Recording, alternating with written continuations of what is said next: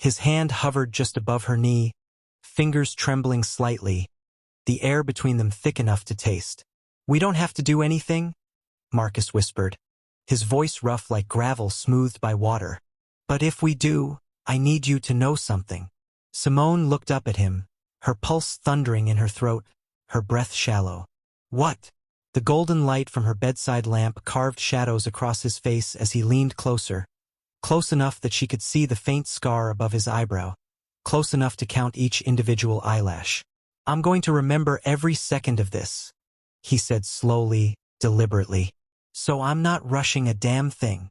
Welcome to a story about the kind of love that builds quietly, the kind that doesn't announce itself but settles into your bones and stays there.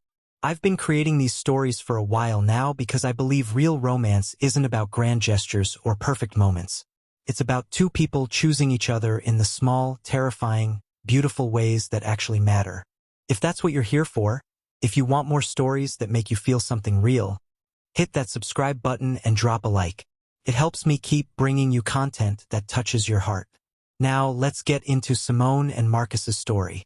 6 weeks earlier, Simone Turner had walked into the Crescent, wearing a black silk slip dress that clung to her hips and made her feel exposed in a way she wasn't sure she liked. The bar was all exposed brick and amber lighting, the kind of place where conversations hummed beneath jazz music and people touched each other's arms when they laughed. She was there for Kennedy's birthday, and she'd almost canceled 3 times. "You've been living in a cave since Terrence?" Kennedy had said that afternoon, her voice crackling through the phone. "I'm not saying you need to find somebody. I'm just saying you need to remember you're still breathing." Simone hadn't wanted to remember. Remembering meant acknowledging that 2 years with Terrence had ended when she grabbed his phone to check the time and saw a text from Jasmine with a heart emoji and the words, "Last night was everything." Remembering meant admitting she'd seen the signs for months. The way he'd stopped looking at her when she talked. The way his hand felt absent even when he was holding hers. But she'd come anyway because Kennedy was her person, and because some small part of her wanted to prove she wasn't broken. She ordered a French 75 and found Kennedy near the back, surrounded by the usual crew, voices layered over each other in comfortable chaos. That's when she saw him, Marcus, though she didn't know his name yet.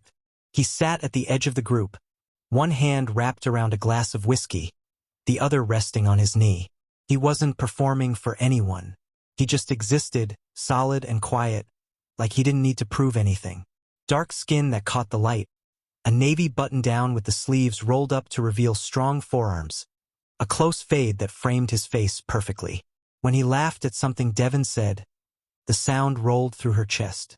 Kennedy appeared at her elbow, smelling like champagne and expensive perfume.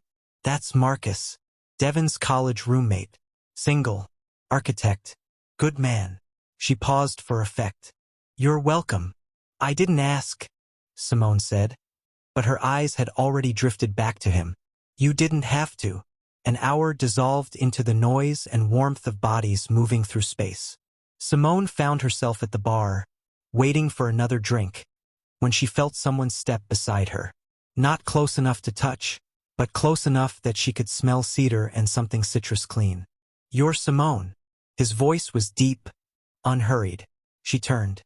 Up close, Marcus was devastating.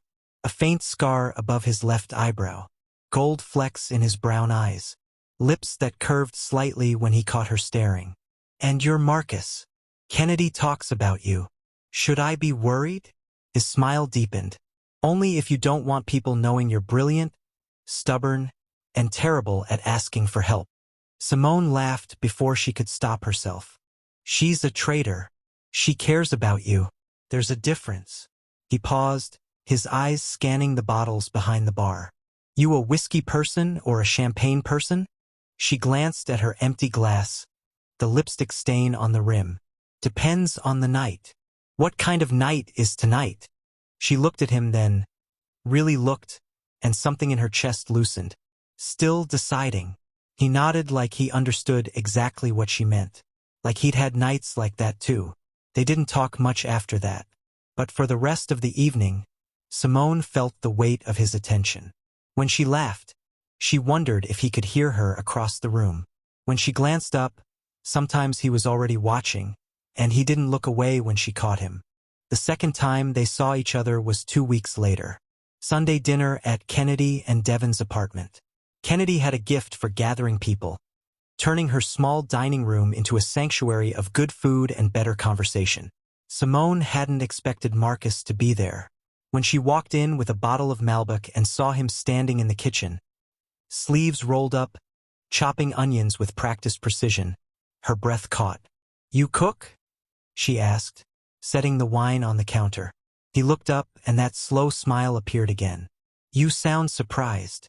Most men I know think seasoning is a suggestion. Most men you know are wrong." He slid the onions into a hot pan, the sizzle filling the air between them. "My grandmother made sure I knew my way around a kitchen. She used to say a man who can't feed himself is a man who'll always need someone else to survive." Smart woman. The smartest. He glanced at her. "You cook." "I try.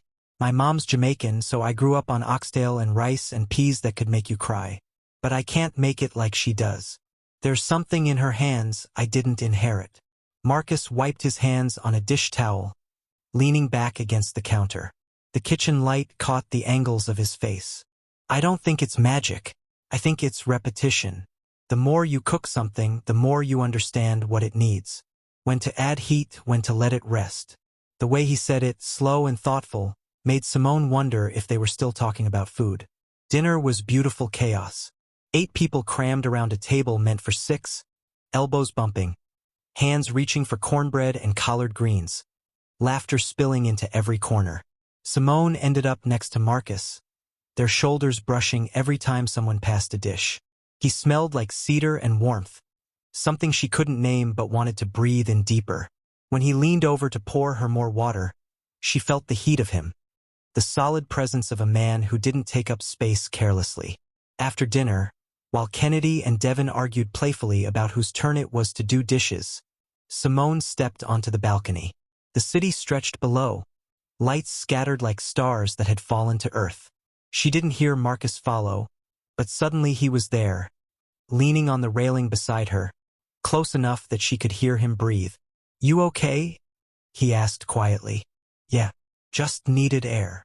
He didn't push, didn't fill the silence with small talk. He just stood there, comfortable in the quiet. After a while, he said, "Kennedy mentioned you went through something." Simone stiffened. "She talks too much. She cares about you." "I know." Simone exhaled, watched her breath disappear into the night. "It's just, everyone keeps asking if I'm okay, and I don't know how to answer. I'm not falling apart, but I'm not fine either. I'm just here, existing." Marcus nodded slowly. "That's enough. Being here, showing up, that's enough." She turned to look at him. "You're always this calm?" "Not always." He met her eyes. "But I don't see the point in pretending life isn't hard. It is, and sometimes the only thing you can do is breathe through it and try again tomorrow." Something inside Simone cracked open. Not broken, just open. They started texting after that.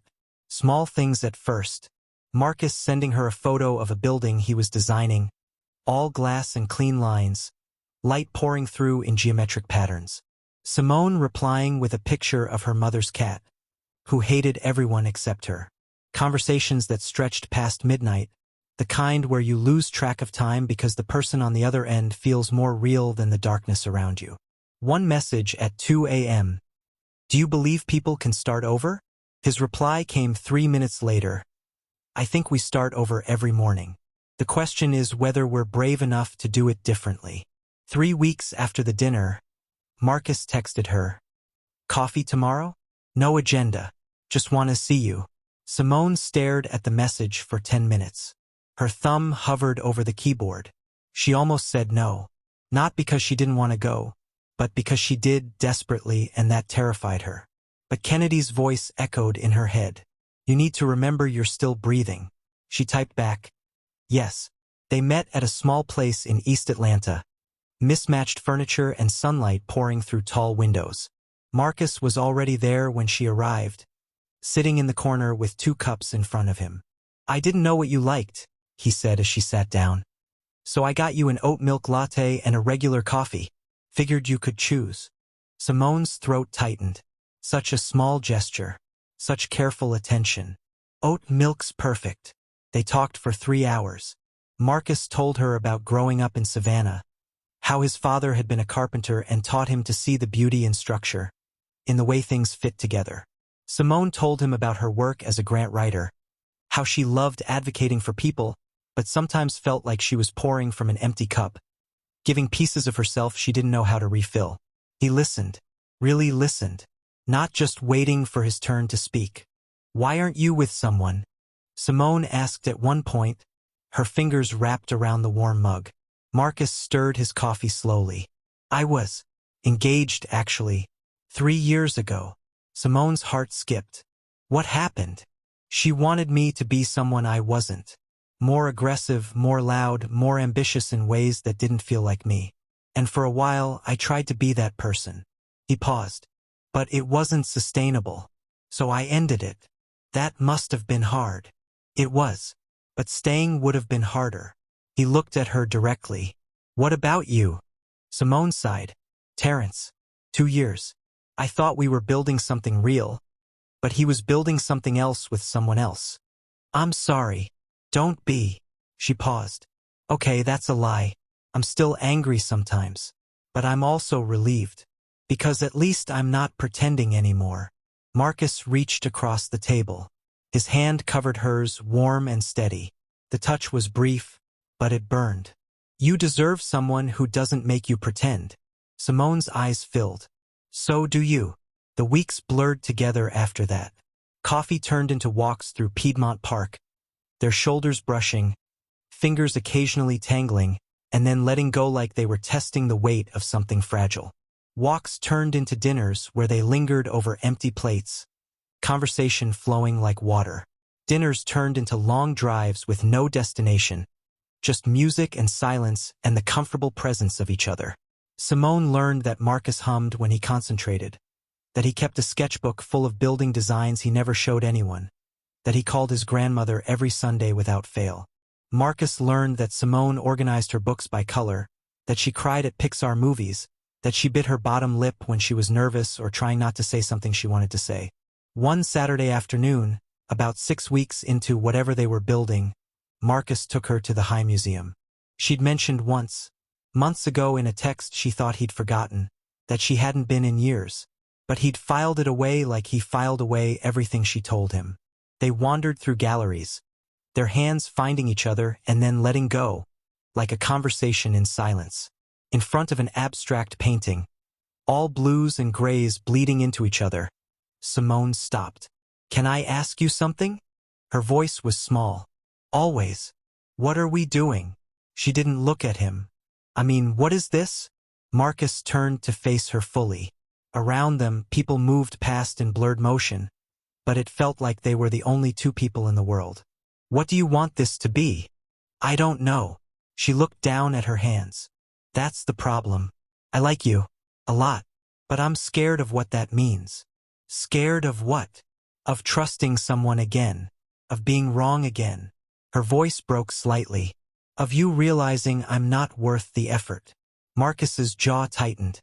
For the first time, she saw something fierce flash across his face. "Listen to me." His voice was low, intense.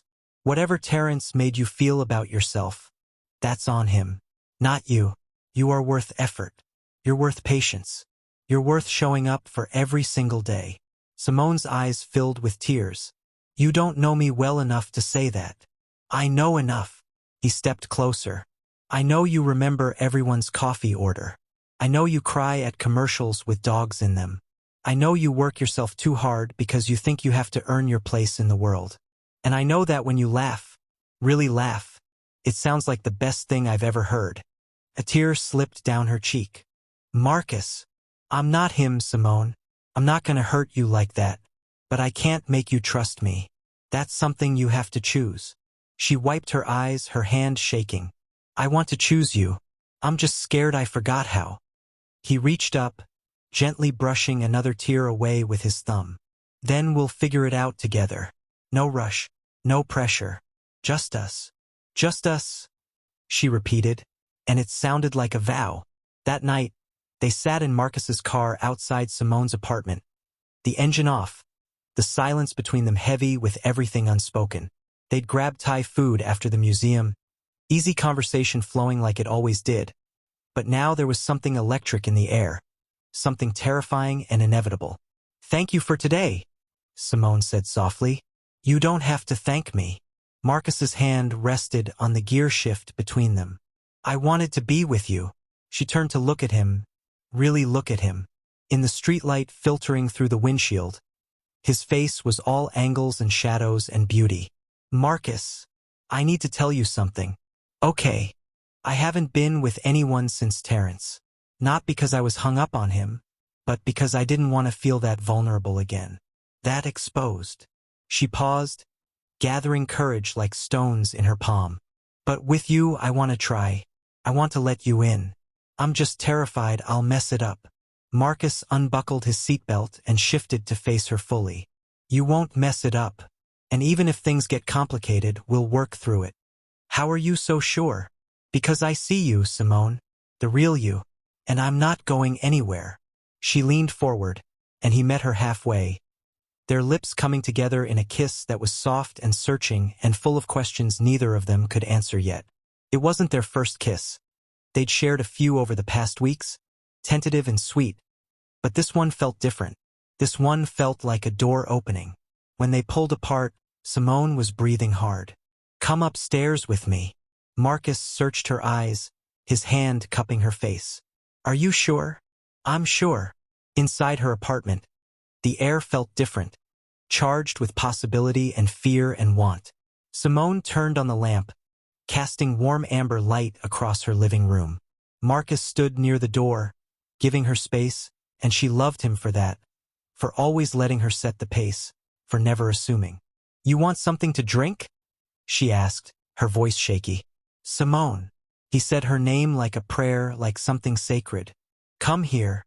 She went to him, and he pulled her close, his arms wrapping around her like he could shield her from every hurt she'd ever known. They stood like that for a long moment, just breathing together, hearts beating in gradually synchronizing rhythm. "I've wanted this," she whispered against his chest. "Wanted you, but I need you to be patient with me. I'm not going anywhere." He pulled back just enough to look at her. "We move at your speed. Always." She took his hand and led him to the couch. They sat close, their knees touching, and for a while they just talked. About fears and hopes and all the small, terrible, beautiful things that made them who they were. Marcus told her about the night his engagement ended, how he'd sat in his car for an hour afterward, wondering if he'd made a mistake, wondering if being himself was worth being alone. Simone told him about finding Terrence's texts, how she'd felt like the floor had dropped out from under her, how she'd questioned everything about herself for months. "I kept asking myself what I did wrong," she said, her voice breaking. "Like if I'd been prettier or smarter or more interesting, he wouldn't have needed someone else." Marcus's hand tightened on hers. "That's not how it works. His choices weren't about you. They were about him and whatever he was running from. I know that now, logically. But back then," she shook her head, "back then I felt like I wasn't enough. You are enough." His voice was fierce now. "You're more than enough." She looked at him, this man who'd somehow seen past every wall she'd built, and something inside her shifted like tectonic plates rearranging. "Kiss me again." He did, and this time the kiss was deeper, hungrier. His hands cupped her face, hers tangled in his shirt, pulling him closer, needing him closer. When they finally broke apart, they were both breathing hard, foreheads pressed together. "Simone," Marcus said, his voice rough, "if we keep going, I need to know you're ready. Really ready." "I am." She stood, pulling him up with her. "I'm ready." She led him to her bedroom, her heart pounding so hard she thought it might crack her ribs. Inside, she turned to face him, suddenly shy despite everything they'd shared. "I haven't done this in a while," she admitted. "And even when I did, it wasn't like this." "Like what?" "Like it mattered. Like I mattered." Marcus stepped closer, his hands gentle on her waist. "You matter, Simone. You matter so much it scares me sometimes." He kissed her again, slow and deep, his hands sliding up her back, learning the landscape of her. When he started to unbutton her blouse, his fingers were steady, patient. He paused between each button, giving her time to change her mind, but she didn't want to. She wanted this, wanted him, wanted to know what it felt like to be touched by someone who actually saw her. When her shirt fell away, Marcus pulled back to look at her, and the reverence in his eyes made her feel beautiful in a way she'd never felt before. Not objectified, cherished. "You're incredible," he whispered. She reached for his shirt, and he let her undress him, her hands trembling slightly as she worked the buttons. When they were both standing there in the lamplight, vulnerable and exposed, Marcus took her face in his hands. "We don't have to do anything you're not ready for," he said. "We can stop right here, and I'll still wake up tomorrow feeling like the luckiest man alive just because you let me this close." "I'm ready," she whispered. "I trust you." He guided her to the bed, laying her down with a gentleness that made tears prick her eyes. And as he hovered above her, his eyes locked on hers, Simone felt something she hadn't felt in years. Safe, seen, loved. What happened next was slow and tender, every touch deliberate, every kiss meaningful. Marcus kept his promise, taking his time, checking in with her, making sure she was okay. His hands learned her body like braille, reading every gasp, every shiver, every soft sound that escaped her lips. When he finally entered her, it was with such care, such presence, that Simone felt like she might break apart from the tenderness of it. "You okay?" he whispered against her ear. "Yes," she breathed. "Don't stop."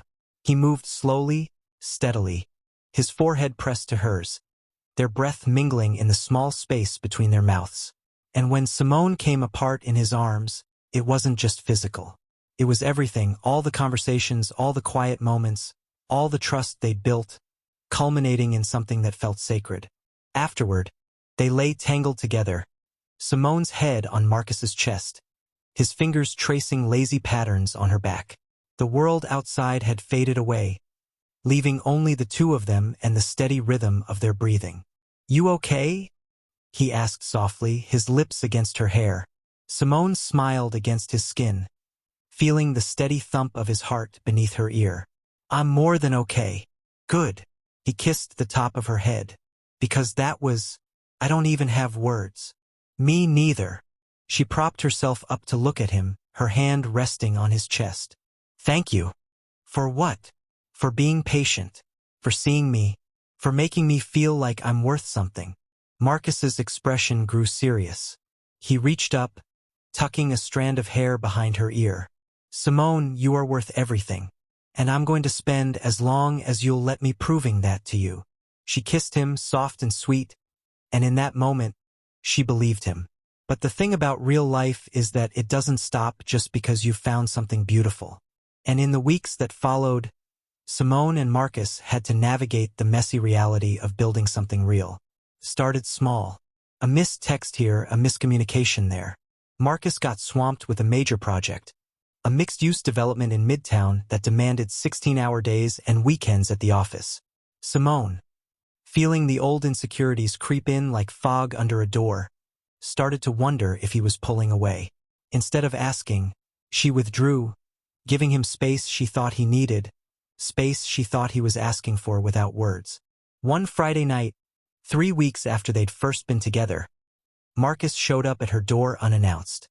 He looked exhausted, his eyes shadowed with fatigue, but when he saw her, his expression softened immediately. "Can I come in?" She stepped aside, her heart hammering. He walked past her into the living room, and for a moment they just stood there, the silence heavy and fragile between them.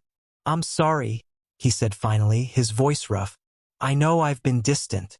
This project, it's been eating me alive, and I didn't want to burden you with it." Simone crossed her arms, defensive without meaning to be. "You could have just told me that." "I know. I should have." He ran a hand over his face, and she could see how tired he was, how thin he'd been stretched. "But I also felt like you were pulling away too, and I didn't know if I'd done something wrong." "You didn't do anything wrong." Simone's voice cracked. When you got busy, I started thinking maybe you were losing interest. Maybe you realized I wasn't worth the effort after all. Marcus closed the distance between them in 2 strides, his hands gripping her shoulders, firm but gentle. Don't say that. Don't ever say that. But that's what I feel, Marcus. The words burst out of her, raw and painful, pulled from somewhere deep. I feel like I'm waiting for the other shoe to drop. Like any minute you're going to wake up and realize you made a mistake with me. That's not going to happen. You don't know that. Yes, I do. His hands moved to cup her face, tilting it up so she had to look at him. Because I love you, Simone. The world stopped. Simone stared at him, her breath caught somewhere between her lungs and her throat. What? I love you, he repeated, slower this time, each word deliberate. I've been falling in love with you since that first night at the bar, watching you pretend you belonged somewhere you didn't want to be. And yeah, I've been stressed and tired and I should have communicated better, but my feelings for you? Those haven't changed. They're not going to change. Simone felt tears streaming down her face, hot and fast. You love me. So much it scares me sometimes. So much I can't think straight when I'm not around you. She let out a sob, half laugh, half cry, and threw her arms around his neck. I love you too. I've been so scared to say it, but I love you so much it hurts. He held her tight, his face buried in her hair, and they stood like that for a long time, just holding each other, letting the weight of those words settle into their bones. We have to talk to each other, Marcus said finally, his voice muffled against her shoulder. When we're scared or stressed or feeling insecure, we have to say it. Because this thing between us, it's too important to let misunderstandings destroy it. Simone pulled back to look at him, her hands framing his face. You're right. I'm sorry I assumed the worst instead of just asking you what was going on. And I'm sorry I didn't tell you. I didn't want to burden you, but that's not how this works. No, she said, her thumb brushing his cheekbone. We're in this together. Your burdens are mine. That's what love means. He smiled, tired but genuine. Yeah, it is. That night they talked for hours. About Marcus's project and the pressure he was under from the client who kept changing their mind. About Simone's insecurities and the ghosts of Terrence that still haunted her in quiet moments. About how they could do better, be better, for each other. And when they finally fell asleep, wrapped up in each other, Simone felt something shift fundamentally. This wasn't just romance anymore. This was partnership. The months that followed weren't perfect. They had disagreements about small things, whose turn it was to do dishes, whether to stay in or go out, how to spend the holidays. They had moments of frustration when life felt too heavy, and they took it out on each other without meaning to. But they kept showing up. Marcus started sending Simone good morning texts every day, little reminders that he was thinking of her even when work consumed him. Simone started being more vocal about her needs, asking for reassurance when she needed it instead of letting fear fester in silence. One Sunday, for months into their relationship, they drove to Savannah to visit Marcus's grandmother. Nana Reynolds was a force of nature, barely 5 feet tall, sharp-eyed, with hands that had seen decades of hard work and unconditional love. She'd insisted on meeting the girl who finally got my grandson to settle down. And Marcus had been nervous about it in a way that made Simone love him even more. Nana fed them until they couldn't move, piling their plates with fried chicken that crackled when you bit into it, collard greens cooked with smoked turkey, mac and cheese that was somehow both creamy and crispy, and cornbread that melted on your tongue. Now they sat on her porch, the 3 of them, watching the sun set over the neighborhood, painting the sky in shades of orange and purple and pink. So, Nana said, looking at Simone with those keen eyes that seemed to see straight through pretense. You love my grandson? Simone glanced at Marcus, who was suddenly very interested in his sweet tea. Yes, ma'am. Very much. And he treats you right? Respects you? Better than I knew I deserved. Nana nodded, satisfied, a small smile playing at her lips. Good, because I didn't raise him to be half a man. I raised him to be whole. She reached over and patted Simone's hand, her palm, warm and rough with calluses. You're good for him. I can see it in how he looks at you. Like you hung the moon. Simone's throat tightened. Thank you. Don't thank me yet. I'm about to tell you something important. Nana leaned forward, her voice dropping conspiratorially. Love isn't just the easy moments, the dates and the romance and the butterflies. It's the hard ones too. It's choosing each other when you're tired, when you're hurt, when you want to run and hide. You hear me? Yes, ma'am. Marcus's granddaddy and we had 52 years together before the Lord took him home. And let me tell you, some of those years were hard as hell. We fought, we struggled, we hurt each other without meaning to. But we chose each other every single day. That's what made it last. Marcus reached over and took Simone's hand, squeezing gently. We're choosing each other, Nana. I know you are, baby. I can see it. She smiled, her whole face crinkling with warmth. Just don't forget that when things get tough. Because they will. Love doesn't protect you from life. It just gives you someone to face it with. That night, driving back to Atlanta on dark highways with stars scattered overhead, Simone stared out the window at the darkness rushing past. Your Nana's something else, she said softly. Marcus laughed. Yeah, she doesn't hold back. Never has. I like that about her. Simone turned to look at him, his profile illuminated by the dashboard lights. Do you think we'll make it? Like really make it long term? I think we're already making it. He glanced at her, his expression serious. I think every day we choose to be honest with each other, to show up even when it's hard, we're making it. That's the work, Simone. Not some destination we arrive at. The work is the relationship. I want forever with you, Simone said quietly. Is that crazy? After just a few months? No, Marcus's voice was rough with emotion. It's not crazy at all. I want that too. 6 months into their relationship, Kennedy and Devin got married in a ceremony that was equal parts elegant and chaotic. Simone stood up as a bridesmaid in a dusty rose dress that made her feel beautiful, and Marcus was one of Devin's groomsmen, looking devastating in a charcoal suit. Watching Kennedy and Devin exchange vows they'd written themselves, voices shaking with emotion, Simone felt something settle in her chest. This was what love looked like. Messy and beautiful and imperfect and real. At the reception, Marcus found her standing by the window, watching the city lights twinkle like earthbound stars. He slipped his arms around her waist from behind, resting his chin on her shoulder. She leaned back into him, feeling the solid warmth of his chest against her back. You thinking about us? He asked, his breath warm against her ear. Always. Good thoughts. She turned in his arms to face him, her hands resting on his chest. The best thoughts. I was thinking about how grateful I am. For you, for this, for getting a second chance at believing in love. You gave me a second chance too. He kissed her forehead, soft and reverent. I don't take that lightly. I know you don't. She paused, her heart suddenly racing. I want to build a life with you, Marcus. A real one. I want Sunday mornings and grocery shopping and arguments about whose turn it is to take out the trash. I want all of it. We're already building it. He pulled back to look at her, his eyes soft and sure. Every morning I wake up and choose you. Every night I go to sleep grateful I get to do it again tomorrow. That's a life, Simone. That's our life.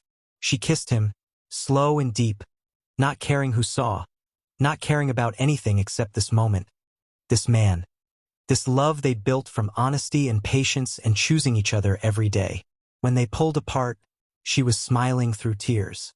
Dance with me, she whispered. He led her to the dance floor, and they swayed together to a song about forever, his hand warm on the small of her back, her head resting against his chest, and in that moment forever didn't seem scary at all. It seemed like exactly what she wanted. As the night wound down and they made their way back to Simone's apartment, hands intertwined, she thought about that first night at the Crescent. How she'd walked in not wanting to feel anything, armored against the world, and how Marcus had somehow slipped past every defense she'd built. She thought about all the quiet moments that had brought them here, the coffee dates where they talked for hours, the late-night texts that made her smile in the darkness, the conversations on balconies under city stars, The way he'd looked at her that first time like she was something precious and rare. Inside her apartment, Marcus pulled her close, and she rested her head against his chest, listening to the steady beat of his heart, that familiar rhythm that had become home. "I love you," she whispered into the fabric of his shirt. "I love you too."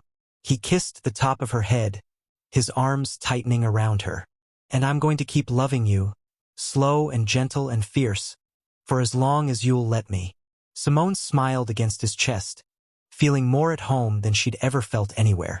Because home wasn't a place. It was this. It was him. It was the way they'd learned to trust each other, piece by piece, moment by moment, building something that was messy and imperfect and absolutely worth every risk. And as they stood there in the quiet of her living room, the city humming beyond the windows, Simone knew that this was just the beginning. There would be more hard days ahead, more moments of doubt and fear and uncertainty. But there would also be laughter and joy and the kind of intimacy that only came from truly being known, from being seen and loved anyway. They had chosen each other, and they would keep choosing each other every single day, for as long as forever lasted. If this story touched your heart, if Simone and Marcus's journey made you believe in slow burn love again, in the kind of romance that's patient and genuine and worth the wait, do me a favor. Hit that like button right now. Drop a comment telling me what moment got you the most. Was it the museum scene? Nana's porch? The first time they said I love you? I read every single comment, and I want to know what resonated with you. And subscribe so you don't miss more stories like this, stories that make you feel something real.